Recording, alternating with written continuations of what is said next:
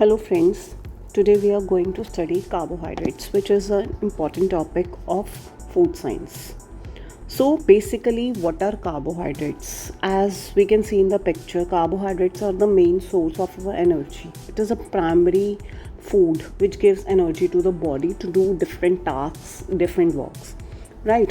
So here we will understand what is the composition of carbohydrates. So carbohydrates composition consists of carbon, hydrogen and oxygen here, right? So carbon, hydrogen and oxygen in the ratio of 2:1. The formula here is CH2O and in the bracket N. Here we can see the formula of this. The formula is CH2ON. So C and O are in the same ratio and H is in the ratio of 2, right? So multiplied by number of times we need.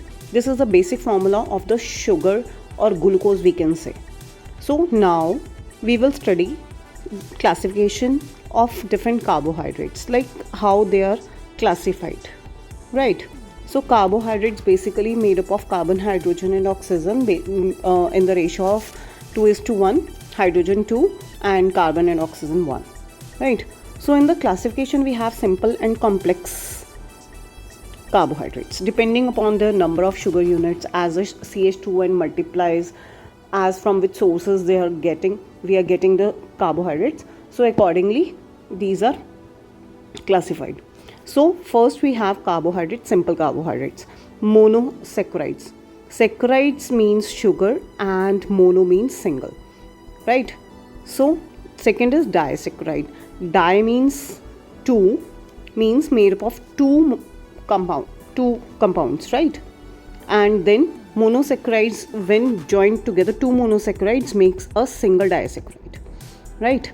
So in the monosaccharide we have different examples of monosaccharide as we will study, but the basic example of monosaccharide is glucose, fructose, galactose. And the basic examples of disaccharides are sucrose, lactose and maltose. We can see here we have examples. After monosaccharide and disaccharide, we have complex or polysaccharides. Complex saccharides or polysaccharides consist of starch and glycogen, right?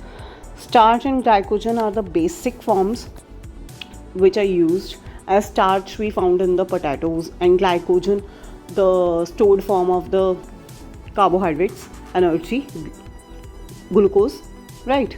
So after that we have in monosaccharides we have aldoses and ketosis group. This is classified according to the presence of groups, aldose group and ketose group, right? How they are present. For example, fructose, ketose group have fructose. After that, in the aldoses we have trioses, tetroses, pentoses and hexoses. As 3 carbon atoms are linked together in the trioses, the example here is glyceraldehyde. Here in the tetroses 4 carbon atoms are attached, and here we have the example of erythrose. In the pentoses we have 5 carbon atoms. The example here is ribulose and xylose. In the hexoses 6 carbon atoms are joined. So here glucose comes. The basic formulas of glucose is C6H12ON, right? Here we can mention as C6H12O6, right? This is the basic formula of the glucose. So glucose comes here, right? So friends, after having the introduction of carbohydrates, we will study the carbohydrates in detail. So the basic carbohydrates, monosaccharides, simple carbohydrates, right?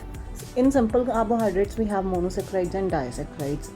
In monosaccharides we have simple sugar single units, right? And in disaccharides we have double units of the monosaccharides. Monosaccharides consist of basically glucose, fructose and galactose. Glucose, what we have in our blood, the basic form we all know, right? So this is the main source of energy. One molecule of sugar gives about 36 to 38 ATPs. Sometimes this question asked in the paper also. Monosaccharides contains of basically three: glucose, galactose and fructose. Right, we have glucose, dextrose or blood sugar here. Right, this is in the basic blood, and it is about 180 to 120 mg of glucose per 100 ml of blood. This we have to remember for our exam, right? And after that, fructose. Fructose is the sugar present in the fruits, 2 to 5% of the sugar present, right? And after that we have honey, 30 to 40% in the honey. Then we have galactose. Galactose is the sugar which is present in the milk sugar, lactose, right? So after these monosaccharides, we have glucose, fructose and galactose. We'll move towards the disaccharides. In the disaccharide section, we will have sucrose, maltose and lactose. So when we are studying about disaccharides, in disaccharides we have sucrose, which is commonly known as table sugar or cane sugar or beet sugar, right? Maltose, and maltose is a malt sugar, right? Then we have lactose or milk sugar, right? So in sucrose, sucrose is composed of 2 units of 1 unit of glucose and 1 unit of fructose, right? And in maltose we have 2 units of glucose. So here we can see the reaction: starch amylase acts upon the maltose and maltase reacts, and 2 units of glucose we get. After that we have lactose. Lactose plus water, when lactase reacts upon it, gives glucose and galactose. Galactose is the basic carbohydrate found in milk. So till now in the carbohydrate section we have covered simple carbohydrates, which contains monosaccharides, disaccharides, oligo and polysaccharides, right? In monosaccharides we got glucose, fructose and galactose. Glucose is the basic blood sugar. Fructose is the sugar or sweetener present in the fruits.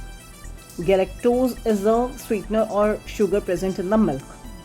After that, when these combine, they give disaccharides, right?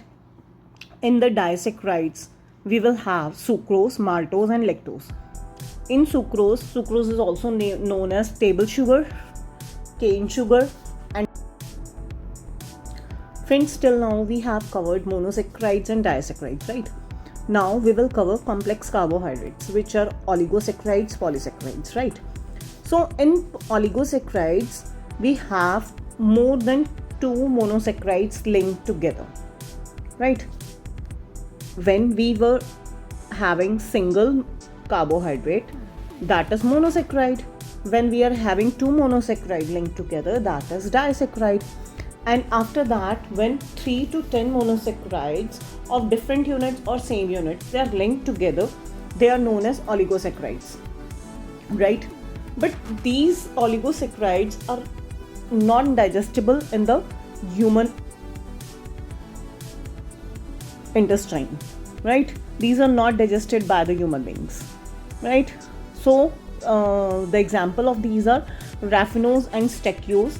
We have to learn the examples that can be asked in the exams, right? These are sometimes found in legumes, beans, peas, certain vegetables like onion and garlic, but that are not consumed by our body, that are just passed on away. Then we will move towards the polysaccharides. Now, what are polysaccharides? Polysaccharides are structural, larger and complex units made up by joining monosaccharides, disaccharides having a high molecular weight that are insoluble in water and forms a long chain branched or unbranched structure, right?